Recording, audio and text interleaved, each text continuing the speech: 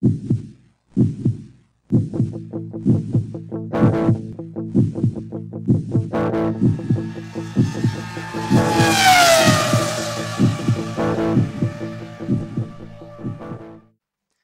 and welcome to the 5th Lights Out Racing podcast with our coverage of the Bahrain Grand Prix. Okay, so let's get straight into the news roundup with the first story we'll be looking at is Mark Webber possibly racing for Porsche next season. And for the second story, Kovalainen's return to Caterham as the reserve driver.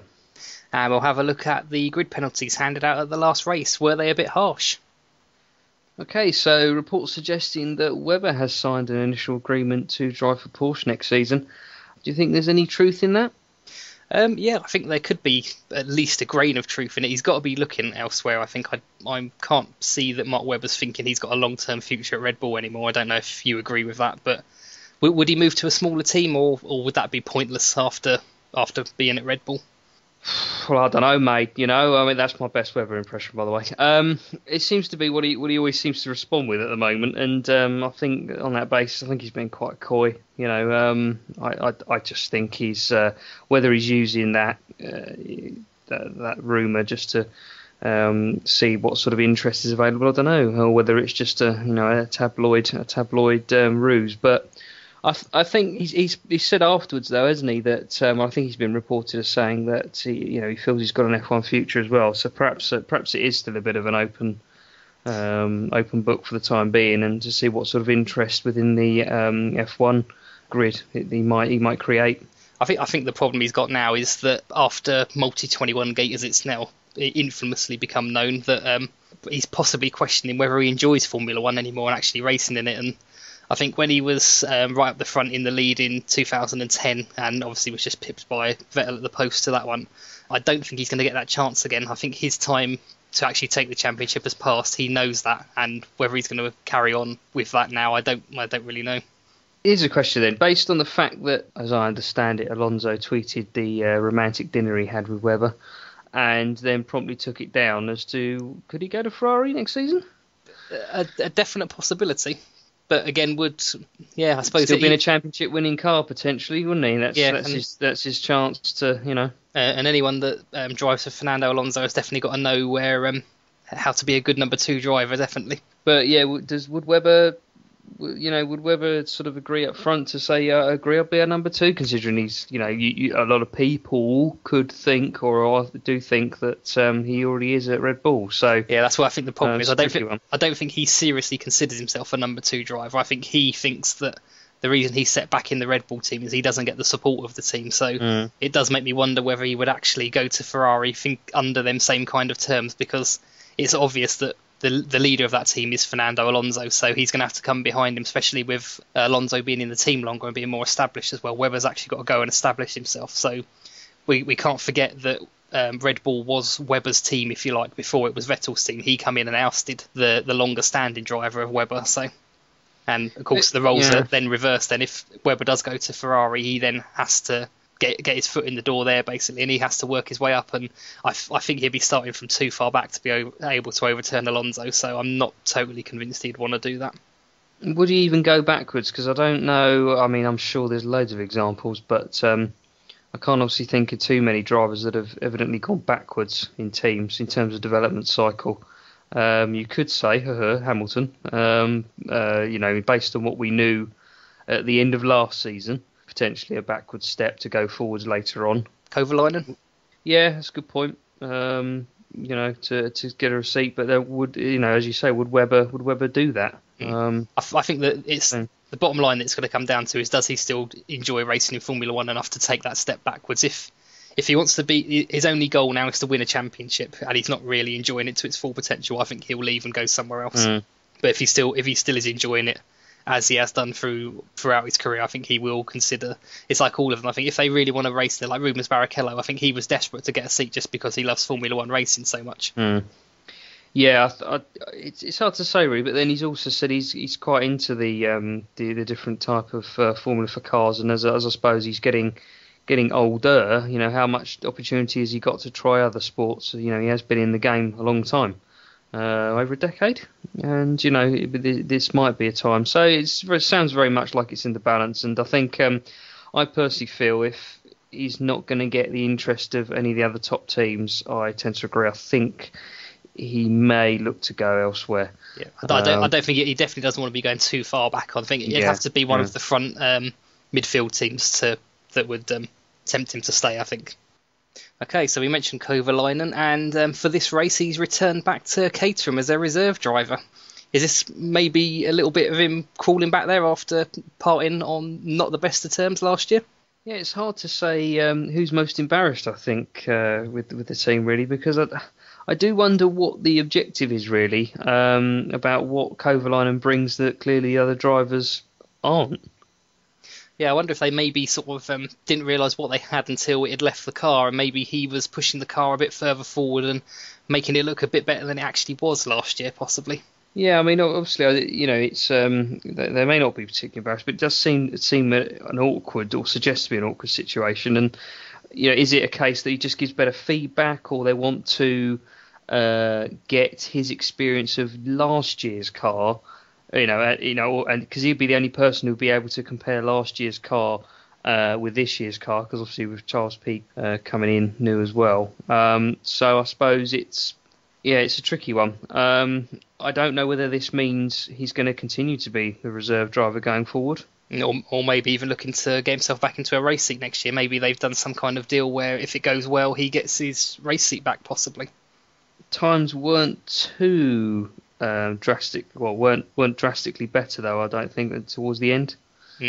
Of the practice sessions. The whole thing just does strike me as a little bit weird, though. I can't really understand, like we say, what both sides are getting out of the arrangement, and sort of especially with Caterham accusing Kovalainen last year of the certain things they did regarding contract negotiations and things like that. It seems that the relationship had definitely gone sour in the look for another drive, and Kovalainen was sort of pretty much prepared, I think, to turn his back on the sport because of the way he was treated by Caterham during those negotiations. So it just seems a very odd turnaround, and very quickly as well. As we're only into the fourth race of the season and he's already back driving for him.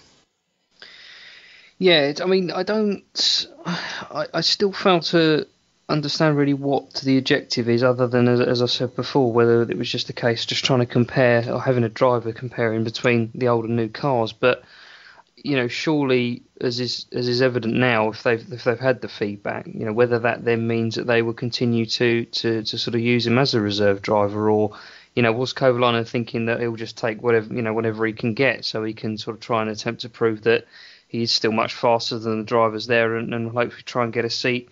I don't know if he can get a seat later on in the season, or whether he can get one, possibly in the following season. Yeah, I think the best chance he's got is probably one for next year, but I'm really not sure whether that is going to happen. I'm not sure if the relationship with that team's too far gone. So I suppose the only way we can really tell is see how it pans out for the next few races, see if they do keep him in as reserve driver, and just see what happens from there, I suppose. Okay, our final news story is grid penalties. Do punishments fit the crimes? And most particularly focusing on, I think, some of the examples we've had from both what happened in China and now then reflected in the Bahrain race, and also with Lewis Hamilton's tyre blowout, which effectively broke the gearbox and incurred what I think was a 5-place grid penalty. I'm pretty clear on this one from my own opinion, in that I understand that some people have tweeted, well, rules are rules and that's it, everyone's got to suffer the consequences. But really, I mean, surely there needs to be some, either it's investigated by stewards, if there is a technical person that's on that board, or some body that should be able to assess things on a case by case basis. Because let's be honest, the driver and the team are being punished quite harshly for something which, in my opinion, still hasn't been ultimately proven that it hasn't been a tyre failure. Yeah, I think this is the problem as well, because Pirelli are now saying after the race that they haven't got enough data to say it was definitely caused by debris. It's almost sort of like, say, trying someone for the crime. They've then served their sentence and they've still not been proven to have actually done anything wrong. Yeah, so I'm almost tempted to say, well, can he have a +5 grid? advancement in the next race as a result, please, if it proves to be beyond their control. I was going to say, I think this is another problem now as well. It's just going to go down to, there's nothing they can do about it. They can't give him anything back. So it's, the penalty was really harsh. They shouldn't have had it, but it's happened. It's like saying, we've given someone 5 years in jail, but we can't take them 5 years back and give them it off another crime or something like that. I think you've just got to write it off and say, it was unfair. But what I'd like to also look at as well with this is a mechanical issue that wasn't his fault gets him a 5-place grid penalty. Should a mechanical penalty even be more serious than a driver that causes a crash? Yeah, that's the thing, because I don't quite know exactly the sort of bans that Maldonado received last year, but I think it was either of similar or lesser ilk than this particular ban. I think he got a few place grid penalty, did he not? I'll have to check that. But I think the biggest one is obviously Grosjean being banned for a race. That's for a whole race. Yeah, that is a big penalty. But I just think that probably more than anything, I think the penalties for the incidents deserve to stand, and it has to fit the severity of the crime, if you like, for the penalties handed out for race incidents. Yeah. But I just don't understand this 5-place grid penalty for a mechanical. I don't see that is as big a crime as causing an avoidable accident. That's rather than making the race penalties harsher, I'd like to see this one reevaluated. I think the gearbox change one. Yeah, because essentially, are they saying because the gearbox has been compromised in the sense that it's been broken, a bit like when, say, for example, not mentioning any names, but when a particular team breaks a seal on a gearbox and takes advantage of the rules, for example. Well, the actual rule is in place as to try and stop the bigger teams from getting an unfair advantage, because they could afford to replace their gearboxes at every single race and whenever they wanted to, because they could afford to pay for the extra gearboxes. Right. Whereas the small teams can't afford to do that. So the way to stop the gearboxes being changed is to impose a grid penalty on them. But I don't really understand. Well, I'm guessing there has got to be a better way than that to control that method, surely. Yeah, because otherwise you're suggesting that. Well, it's not you, but obviously, the rule, in my opinion, is suggesting that Mercedes could have still simulated that accident to have broken the gearbox so they could replace it, if that makes sense. Like, I don't know, stuck a pin in the tyre or something, I don't know, and caused it, which is just frankly dangerous and way beyond what the rule and the subsequent punishments should actually suffice, if that's the case. But in my view, it's assuming that, because how else can they simulate something like that? It was clearly not planned and not foreseen, and that's the crux of it, in my opinion. I absolutely agree, and I really don't think this, the rule should stand in its current form any longer. I think they definitely need to reevaluate the gearbox change, because it's the same as well. They can say, we're trying to save the team's money, but they'll fine them real money for speeding in the pit lane. Yeah, that's more of an offence than having your gearbox changed, I would say. It's kind of, it doesn't, again, the two rules don't tally up and fit the severity of the crime, because I think you would actually have to ram into somebody well, you obviously would have to ram into somebody quite badly to achieve the same place grid drop as you do for changing your gearbox out, which to me, you can't put them two in the same context, I don't think. Right, then on to our prediction section, where I'll start off by asking Carl his predictions. So, who have you got down for pole man for this week? I've got Sebastian Vettel down as pole. No, it was a bit of a challenging circuit in China, but we always know that Red Bull's just, I don't think, are clearly designed for the outright straight line speed of that track, so I think they'll be back with a vengeance in this race. And I think the difference between Vettel and Alonso is that I just feel Red Bull have got the slightly faster qualifying pace and seem to pull it out of the bag when they need to. So that's why I've gone for him over Alonso for pole. Okay, so who you got for the race winner? Okay, I've got Alonso down as the race winner. I think the recent pace that Ferrari have shown during the races has been pretty good, and I think Alonso's going to have a good start, and I think that's basically going to make him get ahead quite early on, and I think that's when the Red Bulls are at their weakest, when they're unable to sort of get ahead and sprint ahead very quickly, similar to what we had in China. So yeah, I'm going to go for Alonso for the race win. So, Tony, for your predictions, who do you think is going to be on pole? I think that's going to be Sebastian Vettel for pole this week. The Red Bull looks like it's got one lap pace, but I'm not quite sure if the tyres are going to hold on for the whole of the race. But I could be wrong. It's going to be hot, and they've eaten their tyres at the previous track, so we'll have to wait and see. Okay, who do you think's going to ultimately win the race? Okay, I'm going to opt for Fernando Alonso because I don't think Vettel's tyres are going to hold, and the Ferrari, although it's not looked massively quick over the practice sessions, it has looked consistent. So I think he's just going to sort of come through and win it consistently rather than blasting out into the lead and doing anything spectacular. Okay, Jess, who's going to be quickest on Saturday? Felipe Massa. And who's going to win the race on Sunday? Fernando Alonso. So, Daddy, who's going to be quickest on Saturday? I think Sebastian Vettel. And who's going to win the race on Sunday? I think Fernando Alonso. So now to discuss qualifying, and we've got Rosberg setting the early pace with a very quick 1 minute 33, which didn't last too long.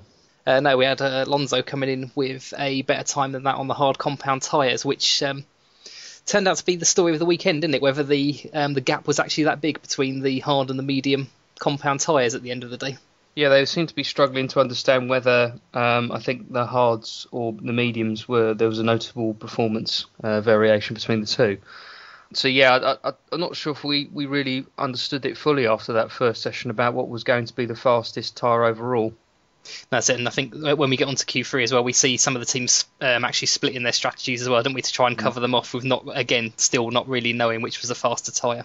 Yeah, I mean, other than that, it was a fairly non-eventful Q1, I think. I mean, in terms of who was knocked out, Maldonado was in P17. Gutierrez qualified in 18th, but of course, from his previous accident in the previous race, he was deducted a 5 grid penalty, so he moved down into a theoretical 22nd position in the race. Charles Pic in 19th, Jules Bianchi in 20th, and Guido van der Garde in 21st. Yeah, and it's nice to see Pic getting back on top of the backmarker team's struggle there as well. Yeah, very much so. It's looking like it's going to be a tighter run for the rest of the season, I think, between those two teams. Because I think they bought, I believe Caterham bought a few upgrades to this one as well, so hopefully it's brought their car back on par with Marussia, and they might actually now be a decent fight between the two, because so far Marussia have been, well, Bianchi especially, been ahead all the way. So yeah, after a very uneventful Q1, that leads us into Q2, where Paul di Resta set the early pace, and over the entire weekend, a very, very strong showing from Force India as well. Yes, the Q2 was really the first indication, I think, that gives the indication that they're certainly going to be a force to be reckoned with in the race, I think. Putting in a very competitive time. Alonso only just beat it shortly afterwards with a 1:33.316, and di Resta's was 1:33.335. So not a lot in it at all on that one. And just to sort of go back as well, saying that shows that Force India look like a force to be reckoned with. Do you personally think that's going to carry on to the next races? Because in the races leading up to this, they've been there or thereabouts and never quite made it through incident or various different things, but not on their race pace. It seems that they haven't done. Do you think they're going to be there now and they're going to be up there challenging the back of the top running teams? Yeah, I do. I think the consistency in the previous races have shown that there's something inherently quick with the car. I think that their challengers are very much in the sort of Mercedes area, really. I think they're looking to break into the top teams as opposed to just fight off all the midfield teams. I think so, and they're certainly the biggest. I think they are the biggest surprise of the season, aside from Mercedes being competitive. But I think towards the end of the season, if they can maintain this, they'll definitely be the biggest surprise, I think, overall. How well that team looks after their tyres, I'm not too sure about, because they did start to wane towards the end, but as we saw with the Lotus team coming back at them, but that could be more strategic more than anything rather than actual tyre wear. I think in the previous races, I think the tyre consistency's been there then, because that's what they've done better than definitely all the midfield teams. They've looked after their tyres better, but like say, do they look after them as well as say Lotus, who are very, very good at looking at them? They might not be quite there, but I think they're not far behind. I don't think that is one of the strengths of the car, I think. I don't know what they've done so differently, as it were, to last year. I mean, I know we've got to try and factor in the fact that McLaren is just nowhere near at the moment either, and that's obviously probably skewing the orders at the moment. But all credit to them. Whatever they've done or whatever they've been working on recently, whether it's just been a heavily evolved car, which what it seemed like to be from last year, with quite drastically designed side pods and a couple of other features, really seems to have paid off. Yeah, and I think as well, maybe Sauber doing quite well last year was maybe their undoing. Maybe they carried on developing last year's car for a lot longer than maybe Force India did, and maybe Force India wrote last season off a little bit earlier than the other midfield running teams and have got a big jump on them, or like say maybe the team as a whole has just made a big jump forward. Yeah, I mean, provided the two drivers can not bang into each other too often, then I think they could have quite a good season ahead of them. Yeah, after that we had Rosberg setting a blisteringly fast time for Q2, and then that just led on to the end where we lost Grosjean and Perez in 11 and 12, Ricciardo and Hulkenberg in 13 and 14, and Bottas and Verne went out in 15 and 16. Okay, into Q3 now, and Di Resta continues to do well with a 1 minute 33.388 initially. Yep, and then we had that time completely blown away by Rosberg setting a very, very quick time. And I believe he set it near the beginning, didn't he? And no one got anywhere near it after that. No, Vettel, when he said he did a fastest lap afterwards, said that, I felt that I was pretty confident I was going to do it. Then only to find it was still second, and then Rosberg came in with another time, which was much quicker. So, yeah. I think he ended up about a quarter of a second down, I think, didn't he? And he said there just wasn't that much extra time to be found in his lap. Yeah, he did, and obviously Rosberg initially was a 1:32.543, and then he did a much quicker 1:32.330. So much quicker, and certainly so. That seemed to be the peak of the tyres. He must have got the qualifying lap on them at that point. Or do you think as well with Rosberg?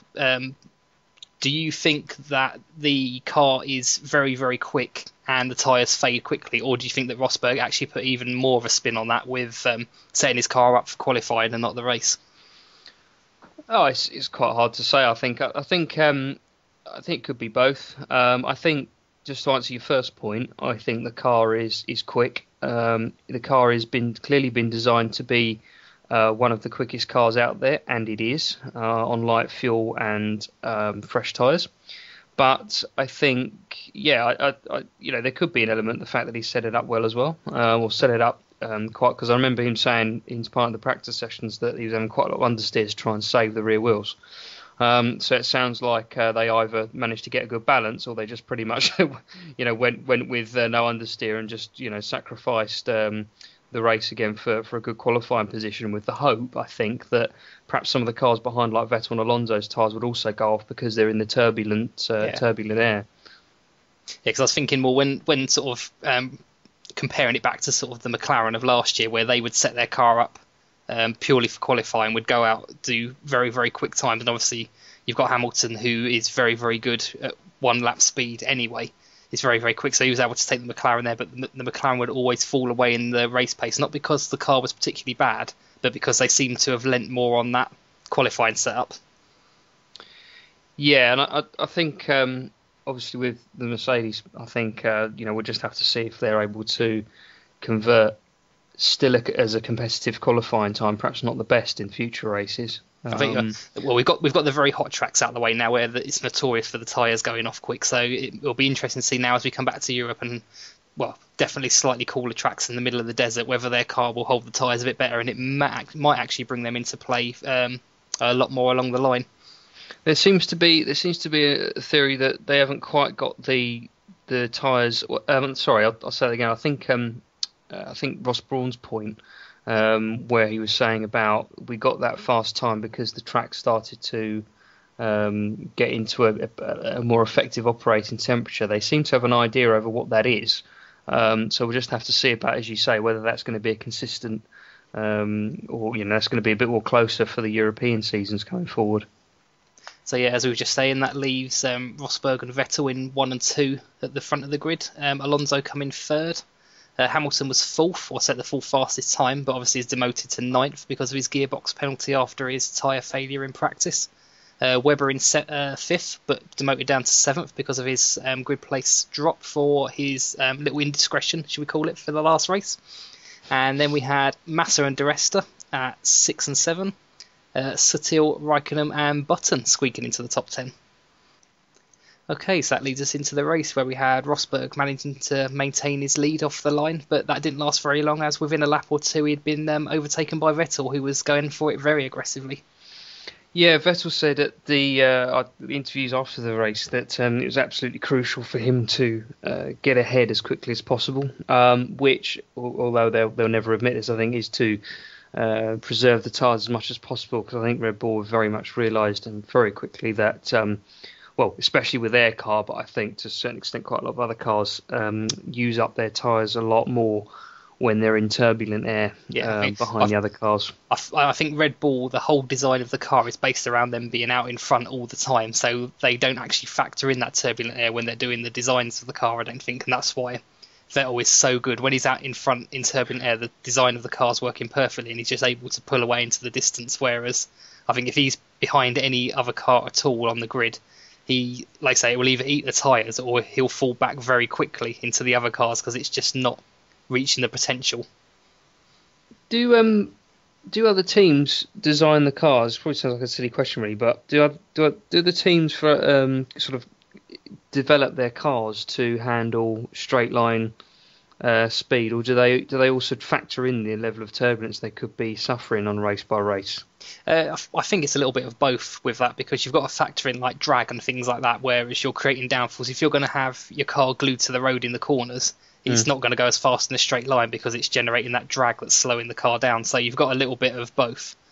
But you've also got the problem if you haven't got enough downforce, you're going to wear your tyres out because your car is going to start slipping in the corners, which is effectively going to start grating the tyres a little bit.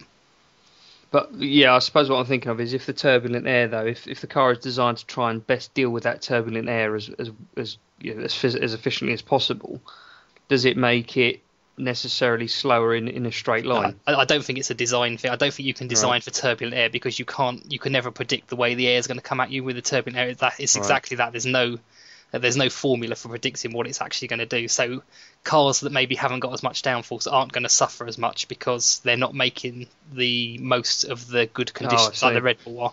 Whereas the Red Bull car acts perfectly when it's got the perfect conditions. When it hasn't got the perfect conditions, I think it's a lot more vulnerable than maybe some of the other cars are, who possibly aren't as good, have maybe got a little bit more mechanical grip rather than aerodynamic grip than the Red Bull has. Yeah, I'm wondering whether that's a sign of things to come, really, because you see a lot of the other teams, they do seem to suffer this, as you said, or I think you've alluded to, to still suffer from some of the tyre degradation when they're behind other cars. But it seems to have only really come to the fore, really, the discussion of getting out ahead or in clear air since I'd say the last couple of seasons, really. I don't remember this being a predominant factor with tyre wear, in past seasons. I don't think the tyre wear has been as much of a massive issue, because I think the tyres have actually been of a harder compound. Obviously, we've seen Pirelli been asked to bring softer tyres, and this is why the tyre degradation is now becoming an issue. But what we've seen before in previous seasons, everyone's been complaining about the lack of overtaking, which as aerodynamics have got better, the overtaking or the effect on the cars behind them has also got greater, because they're relying on the aerodynamics. It's become a lot harder to overtake the cars, because as soon as you get close to one, your airflow is spoiled and your car effectively then goes a lot slower. So although it wasn't having an effect on tyres in seasons before, it was having an effect on overtaking, and this is why we've seen things like KERS and DRS introduced to try and get basically get around that problem of the dirty air that the cars are running into. And talking of the tyres going off as well, we had Rosberg's tyres. Well, it seemed as if his tyres went off very quickly, because as soon as Vettel had overtaken him, he then faded very, very quickly into the chasing pack as well. Yeah, this is probably, I suppose, the least surprising occurrence of the whole race, I think, really, because I think even a lot of people were already saying beforehand that, Mercedes tyres will probably go off quick, and they duly did. But I must admit, I really didn't expect the tyres to go off as quickly as they did do. No. And I wonder if he suffered with some of the same thing that Hamilton did as well, because Hamilton said as soon as he put hard tyres on that car, it became like a different car to drive. So I wonder if Rosberg suffered massively with the drop-off of the mediums, because they were definitely the weaker tyre for the race. Yeah, it's something which I don't quite understand really in terms of why the a harder compound tyre would actually work, unless the fact that it's just a bit more durable, that the optimum grip and temperature that the Mercedes were eating in quite quickly into the tyres just lasted a bit longer. I think it was. I personally think it was the temperature of the track, because I think the medium one thing Pirelli did say was there wasn't a massive difference between the compounds for this weekend. They were quite close together, and that's why a lot of the teams debated which would be the actual best, because the operating temperatures for the tyres will be slightly different depending on the compounds. So I think the track was just that hot, or that little bit. Yeah, that was that hot that the medium tyres weren't working. They were just overheating too quickly, and the harder tyres had basically the track was in the optimum range for the harder tyres, I think. But we saw him basically fall back extremely quickly, and effectively struggle to keep up, because they're always fighting against a car which very much wears its tyres out very quickly. So I honestly don't know where they go from there, unless they just try and work out how the Mercedes can use the tyres more efficiently for the next few races, because that's their key. They've clearly got a very quick qualifying car, but just one which just cannot deal with its tyres. I think if they bring a good upgrade package to the European Grand Prix when they come back to that, if they can do something there, they might not need to tweak it that much, because I think they just need to make the upgrades they're going to make and then just see how it handles on a cooler track as well. Because I think that's been a lot of their undoing so far, is the fact that the tracks have been quite hot and all the tyres have not had the normal tyre degradation, but they've actually had thermal degradation just because of the sheer heat of the tracks. We did, but as you say, we saw Hamilton seemingly the opposite way around, really struggle at the beginning of the race, and then come back right at the end with a. Did he finish with the hard compound in the end? Yeah, he did. Yeah, he finished with the hard. Yeah, they done 2 stops for the mediums to start with, and he didn't get on. He didn't do anything. I think he was in about P11 after those, and then as soon as he went onto the hard tyres, he then climbed his way up through the field to P5 where he finished. I'm not sure if that was because was the track cooling down by that point, I wonder, because I wonder if that just so happened to coincide with the hard tyres still being at a decent grip level and at a temperature level. Yeah. With obviously a lighter car, suddenly he's got himself a really competitive car again. Yeah, it could be like, say, the track temperature during the day might have been just outside the range for the hot tyres, but as the track cooled down slightly, like say fuel loads burnt off, and it might have brought it just back into the optimal window for the tyres that, like say, it then brought his car alive in that final part of the race. I guess to make them truly competitive, they've just got to try and get to that stage. Obviously, using different parameters for the European races, just say operating in cooler temperatures than Bahrain. But also trying to effectively achieve the same result. So if they can see that, then at least they can find out the question why, because as I say, Lewis wasn't too sure driving. So hopefully the guys have found that's why, and then they just need to try and replicate that as best as possible without using the tyres up so quickly. And one sort of small side issue to that as well. So sometimes you get the benefit of, if your car overheats the tyres a lot quicker than the others on the very cold tracks or in the rain or things like that your car then has the sort of added side bonus of being able to heat the tyres up quicker than the other teams. Yeah. So that might come into play a little bit for them when they're on the colder tracks. But I think, again, it's just a bit of a lottery for them at the minute. Until they go to those cold tracks, they can't really make a decision on what they're going to do. It's a good point, though, because we saw Rosberg very competitive in the Mercedes on the wet track in Malaysia, I believe, as well. So, it certainly looks like it's going that way. Yeah, and in the first couple of sessions for Australia as well, the qualifying sessions there, he was leagues ahead of everyone else. So. Yeah. Okay, yep, so that will take us on to Fernando Alonso and his slightly disastrous race again through car failure. Yeah, well, we both predicted him to win the race, and he's, I'm sure we'll come to this in a bit, but he was extremely quick with this issue, so I feel quite confident he would have either won or been very close to winning if he hadn't had it. But yes, the DRS issue occurred. It effectively meant that when he activated it at the particular point in the race when it failed, it seemed to have clicked over itself effectively in the mechanism, and so then forced itself open and then wouldn't go back down when the brakes were activated. So I was just going to say, I think from what I read from Ferrari's report afterwards, what they said the problem actually was the cap on top, that the slot gap flap actually opens up onto the placeholder bit at the top, had actually broken backwards, so there was nothing to stop it, and it was basically flying or opening backwards on itself. So that was opening full up rather than just the position it should have done. So yeah.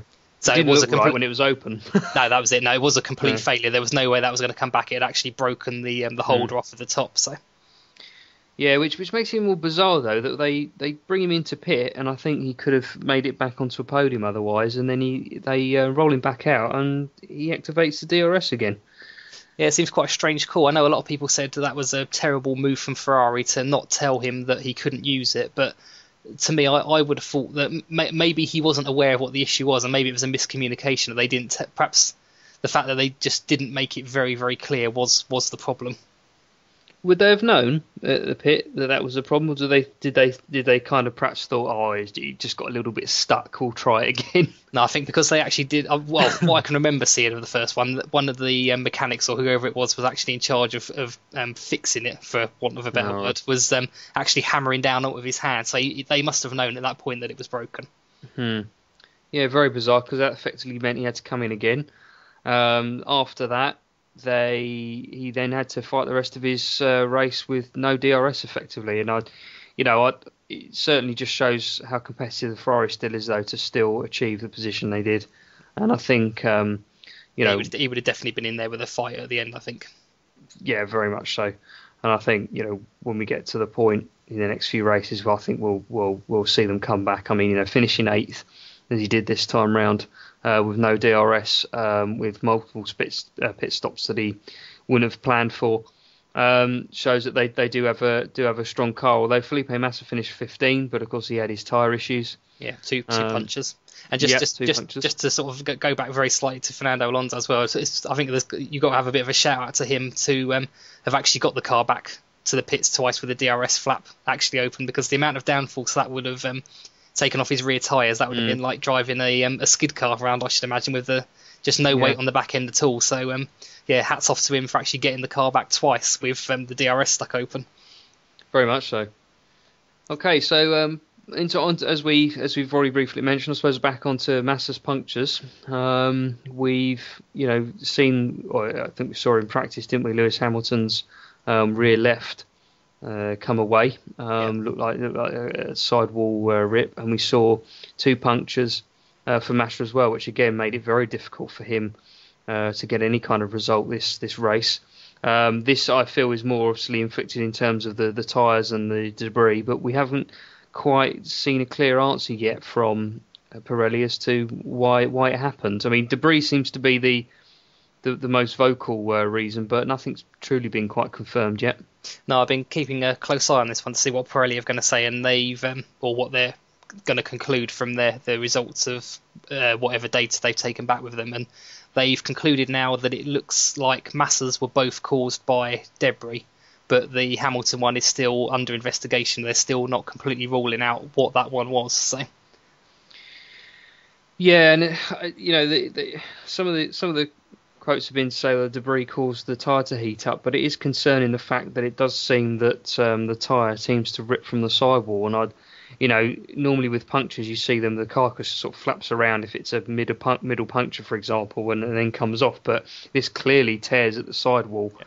Now, I think as well, not only that as well, when you're saying just then about debris causing the tyre to overheat, I think there's a little bit of a problem even with that as well, because if the tyres are overheating and the glue is actually coming off, then who's to say that it's just not the normal temperature of the track that's actually caused that as well. And what they were basing their evidence on of debris overheating the tyre as well was the fact that I think it was Van der Garde who come along the same straight maybe 10 seconds behind Hamilton, also had a cut to his tyre as well, and that was then conclusive enough for them at the time to then say, because Van der Garde was 10 seconds behind him, he got a puncture in the same place, that must mean that Hamilton's a puncher. So I don't really see that as conclusive evidence that that's what's caused it. Yeah, well, as I say, it pretty much ruined Massa's race as well, and we'll have to see, and we'll look forward to some more specific comments, hopefully more information coming ready for Spain. We know that there have been some announcements that they're going to make the hard compound tyre a little bit more harder, a little bit more akin to the 2012 tyre as well. Whether that will make a difference on the warmer tracks going forward, we'll have to see. It should do. It should give them a higher tolerance to the higher temperatures there. Very much so. So we'll look forward to seeing some more answers from them. Okay, yep, and on to these weren't car failures. These were we had contact, but we didn't have any punches. Was the fight between Perez and Button, which made for interesting viewing. It did, because I really enjoy watching it, and I thought this is, from Perez's perspective, I thought this is his chance to sort of see that he can compete with his teammate. Yeah, and doing exactly what he was told to by the team the week before the race as well. You've got to be more aggressive, so you can't get more aggressive. Yep. Yeah, he said you got to be more aggressive, so he is doing that. I think the problem I have with it was not necessarily that they were racing each other. I suppose if we get the in my view, what Perez could have been at fault with, and that's actually touching the back wheel of Button's car. I just want to get that out of the way first and say, absolutely, he shouldn't have, done that. But I suppose there's always a risk of that if you're racing so close. I've also heard as well that a couple of people have said that, or it's just pure speculation, that maybe Button was a little bit slow through the corner as well, and that Perez was actually caught out by that, and not the fact that he was going too fast. So, yeah, there is that, and who really knows unless you were in the cockpits themselves. But I mean, it certainly seems that I think there's probably an opportunity for Perez there to hold back a bit and only really go for it when he knows the opening's there. If he is that much quicker, otherwise the car is only just slightly quicker, and there's always a chance that you're always going to be struggling to hang off the tail end of the car in front. But I think I think aside from that, though, I do feel that it was good racing. It made it very interesting, much more interesting than at the front at that point, because it was getting decidedly processional and boring. So, especially with Alonso's problems. So, yeah, I suppose the concern I have there is so okay, McLaren have said that the team orders, in the sense that there are none, and that you're encouraged to race each other. But I do feel it's almost the polar opposite end to, or quite significantly different from the Red Bull's examples from when Vettel overtook Webber, because there didn't seem to be any kind of indication for both drivers about how that situation should be handled. Yeah, and I think the problem is as well, the team need to relay what strategies both drivers are on when they're in the same team, so they can actually gauge an idea of who is going to be quicker. And if Button's tyres are fading and Perez has got the stronger car, as you say, the quicker car at that time, the obvious thing would be for the team to tell Button to let Perez pass. Otherwise, both of you are going to wear your tyres out fighting with each other. So I think you can almost say they need to apply a team order, and because I think too much is being made at the minute of team orders being black and white. It's one person being held back for the sake of the other, but I don't think it always has to be like that. I think if Perez wants to get has the quicker car to get through, and Button is obviously going back, Button isn't going to do himself any favours by holding Perez behind him, because he's going to be wearing his tyres out while he's fighting with him. And maybe that was what even caused Button to head that far back down the field this race, because he wouldn't let Perez through. He took too much life out of his tyres in that fight. And that's where McLaren need to have those maybe softer team orders, if you can put it that way, rather than the you do not pass. It's just like maybe just let Button know you really need to let him pass, because if you wear your tyres out, there's 2 or 3 more cars behind you that are going to be waiting to take advantage of your slower car after the battle, maybe. Yeah, absolutely agree. I think, I don't know whether the teams can call it anything different, but you're right. I see it as also as like more softer team orders or indications or something, whatever it needs to be, to say to them that this is actually could still be in the long-term benefit of your race as well. Yeah. Especially, as you said, in terms of the way the tyres work and the sort of the way that you can so easily burn them up. And Button isn't one for using his tyres up quite aggressively either, so it just proved that how much he was probably trying to fight to keep ahead. So I do feel that there needs to, and now bearing in mind that Vettel obviously clearly ignored the multi-21 type team strategic order, and obviously that was quite a hard team order as well. He was specifically told you will not overtake Webber, whereas like say I would have given, I'd say leaning towards the softer one would be give the drivers the opportunity to tell them both all the facts, whereas McLaren just sort of, it almost seems like they just left them to race with no knowledge of anything that was going on around or outside of them two racing. Yeah, it's almost like I agree. I don't think you necessarily have to have the complete opposite end of the spectrum either to achieve what you want to achieve. And I think that's ultimately what they did. And I feel that risk, if they carry on like that, I can really see them coming together and taking each other out quite often this season, not just once. So hopefully hopefully as part of these clear the air talks, they would have tried to resolve something like this, because otherwise I just feel we're going to see the same problems again, I think.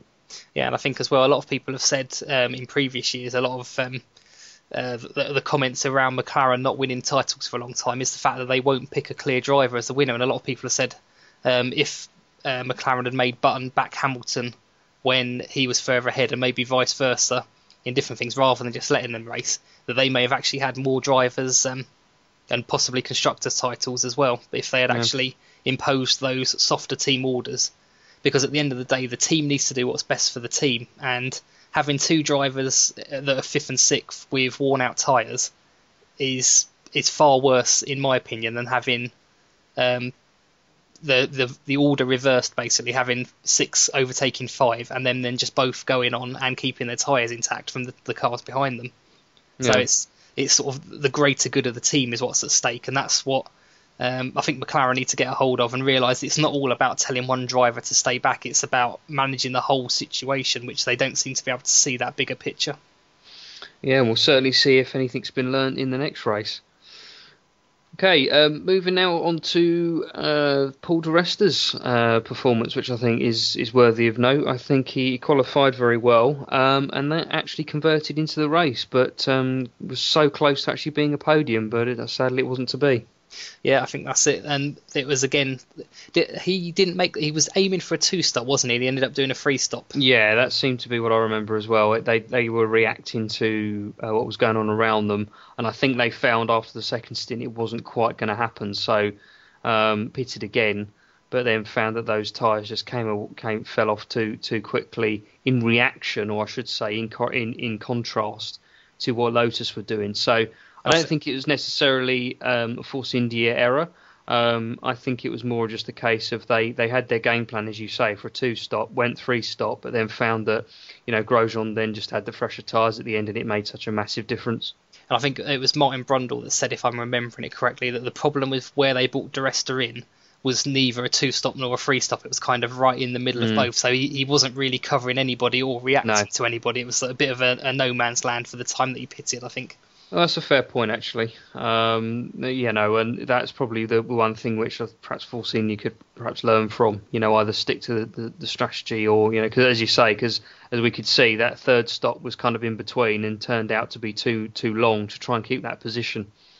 Yeah, that's it. And then, like I say, because they weren't really reacting to anybody, they had nothing to gauge what they were doing by, and that allowed Grosjean, who was obviously better on the tyres, and I think he had fresher tyres than di Resta as well. From the way that it worked out, he had fresher tyres, he looked after them better, so unless he ran out of laps, he was always going to pass di Resta at some point on the track. So, and a very, very surprising finish from Grosjean to be a third, but it shows that he may be coming back. He finished, I think, third in the same race last season, so let's see if he can actually maintain it this time. Yeah, and I think if we look towards sort of like the next couple of races, if the Lotus are both finishing very close together as well, that shows it's a quick car rather than very much so, yeah. Raikkonen actually pulling something out of a car that's maybe not there. So yeah.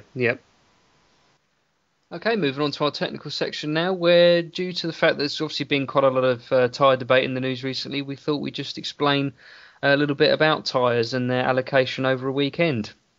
Okay, yes, so the allocation for each driver over the race weekend is 11 sets of tyres. 6 of these will be the harder prime tyre, and 5 of them will be the softer option tyre. Then after practice session 1, the drivers will have to hand back 1 set of the prime tyres, which is the harder compound. Then after practice 2, they'll have to hand back 1 of each compound, so 1 of the harder, 1 of the softer, and the same again after practice 3, 1 of the harder, 1 of the softer. This then leaves the drivers with 3 of each compound for qualifying and the race. The top 10 drivers from qualifying then need to start the race on the compound that they set their fastest qualifying lap on. All the drivers outside the top 10, they were allowed to choose the tyre compound that they start the race on. During the race, each of the drivers must use at least 2 different compounds of tyre. This could be the hard and the soft compounds, or it could be both wet compounds, or it could be a mix of the both, maybe one dry, one wet, but they need to use at least 2 of the 4 compounds available. Right, so all that leaves us to do now is wrap up the podcast with our few announcements at the end. So I will hand over to Carl for a little bit of information about our Lights Out Racing League that we've started. Yeah, so basically this is a Grand Prix management simulation, courtesy of the IGP Manager League. If you Google it, you'll be able to find it. So just repeat, that's IGP. But basically, it's where Sorry, just to cut in on you. Also, as well, you've posted up a link in the forums as well, haven't you? In our forum. That's right. Yeah, it's all up there for the details. If you want to go there instead. And basically, yeah. So what you do is you register either by your Facebook account or a separate account and log in, and you're effectively a manager, using basic race strategy really to try and beat your friends or other people around the world. So even more so, me and you, as we're both in the league. Yeah, that is true. Yep. I'm the Crossfire Racing team, and Tony's obviously the Lights Out Racing team. At the moment, the league's full, but we tend to have, being an initial rookie league, the turnaround seems to be quite high, where people are just trying it out. So if you are interested, give us an email via the Lights Out Racing email address, at podcast@lightsoutracing.co.uk, or follow us on Twitter, and or send us a note on Twitter at Lights Out Racing, and we can provide you the details, and we'll certainly put you at the front of the pile for access to the league as of when a place becomes available, which should be pretty quick.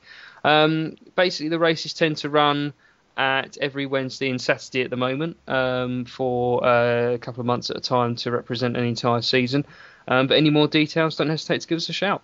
Yeah, I think we're all having good fun over there. We've got our old pal Thermonuclear Dave with his tyres that seem to go to critical mass at every race because he seems to push them so hard. So, yep, some drivers are already getting some nicknames and some good or bad or infamous reputations, I should say, from some of the daft strategies that we employ, which including me not putting enough fuel in and pitting on the last lap of the race. Those kind of things. So, yeah, it's good fun. And don't forget as well, and me by picking a driver, nothing at all to do with how good the driver is, just because he was called Jesus Alonso. So Indeed. So we'll see. So everyone's more than welcome to come on board and give it a go. So the ways to contact us are via email, and our email address is podcast@lightsoutracing.co.uk. You can follow us on Twitter. Our username is @lightsoutracing.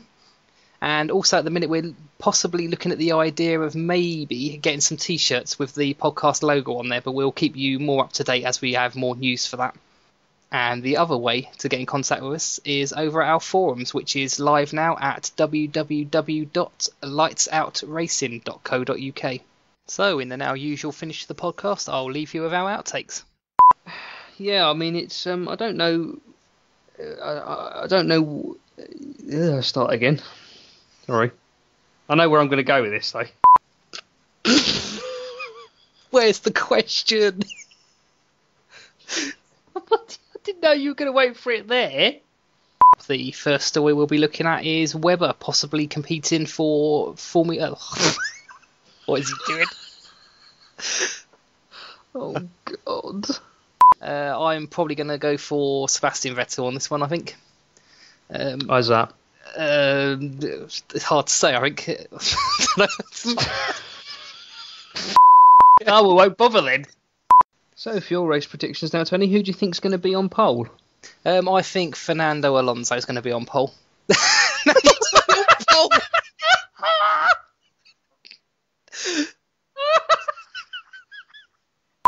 Okay, into quarter three. Why is it quarter three? Quali 3. Right, count me in again. Scrap that. Okay, into Q3 now, and Di Resta continues to do well with 1:33.388 initially.